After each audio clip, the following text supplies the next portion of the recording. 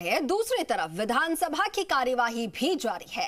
रात में बिजली कटौती पर इधर ऊर्जा मंत्री हीरालाल नागर जो है उन्होंने कहा कि सरकार लगातार बाहर से बिजली खरीद रही है, कहीं पर ट्रिपिंग की समस्या भी हो सकती है।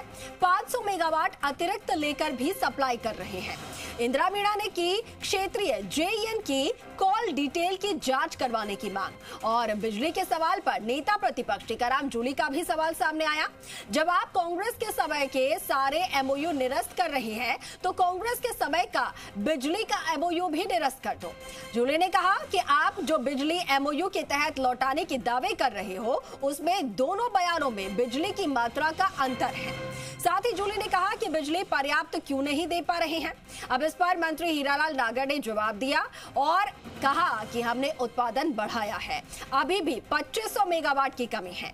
हमने उन यूनिट्स को भी 75% की क्षमता पर चलाया है जिनको आप इस स्तर तक नहीं चला पाए, ये नागर ने कहा। मुख्यमंत्री जी ने ये निर्देश दिया था कि प्रदेश के अंदर बिजली कटौती नहीं होगी और बिजली कटौती होगी तो हम जिम्मेदार जो अधिकारी कर्मचारी उनके खिलाफ कार्रवाई करेंगे।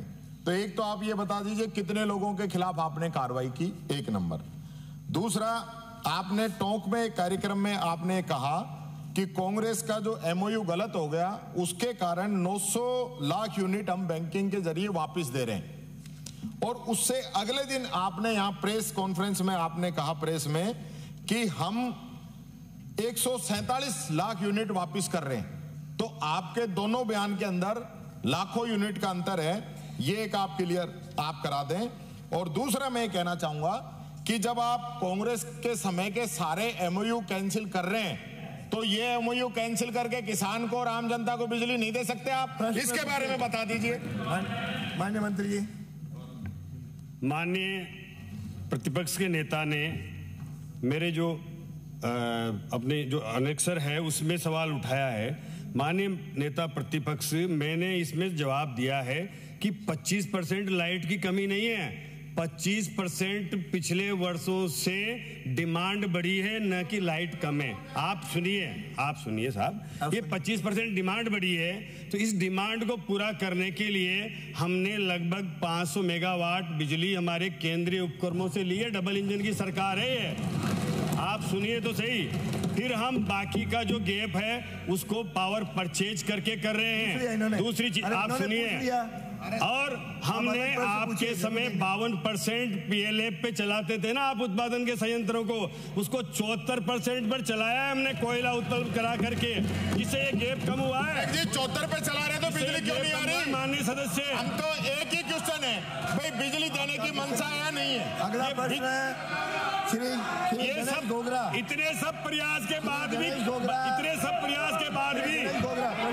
से 2,500 मेगावाट की अभी कमी है। 157 क्वेश्चन संख्या 157।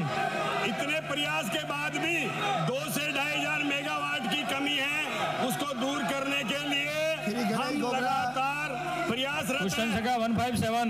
माननीय मंत्री जी, लगातार प्रयासरत हैं। अनुमति होगी। नियम 295 के अंतर्गत प्राप्त सूचनाएं श्री छोटू सिंह सदस्य की ओर से जैसलमेर जिले में लंबे समय से काबिज भूमिहीन किसानों की भूमि का नियमन किए जाने के संबंध में श्री जबर सिंह सांखला सदस्य की ओर से विधानसभा क्षेत्र आसीन के चिकित्सालयों को क्रमोन्नत किए जाने के संबंध में श्री राजेंद्र सदस्य की ओर से क्षेत्र महुआ में जल जीवन मिशन योजना के अंतर्गत पाइपलाइन डालने से क्षतिग्रस्त सड़कों की मरम्मत करवाने एवं पाइपलाइन डालने में की गई अनियमितताओं की जांच करवाने के संबंध में श्री मोतीराम सदस्य की ओर से विधानसभा क्षेत्र रेवदर की तहसील रेवदर में कृषि उपज मंडी स्वीकृत किए जाने के संबंध में श्री सुरेश मोदी सदस्य की ओर से विधानसभा क्षेत्र नीमका थाना के कतिपय ग्रामों को ग्राम दान से हटाने के संबंध में श्री सुभाष मीर सदस्य की ओर से वन विभाग से एनओसी जारी करने की प्रक्रिया का सरलीकरण हेतु नीति बनाए जाने के संबंध में श्री डूंगरराम गेदर सदस्य की ओर से विधानसभा क्षेत्र सूरतगढ़ में इंदिरा गांधी नहर परियोजना के अंतर्गत एटा सिंगरासर माइनर का निर्माण करवाए जाने के संबंध में श्री श्रीचंद कृपलानी सदस्य